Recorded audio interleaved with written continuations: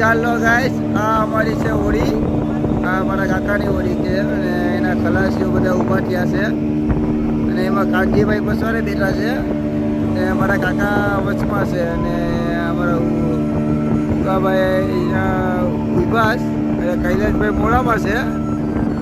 ચા પકાવતા નથી કારણ કે કાનજી બાપાનો સારો સમય થઈ જાય છે. તમે જોઈ શકો છો ને અમે જાય છે ફિશિંગ. કાલે આપણે જોઈશું કે કાલે શું થાય છે.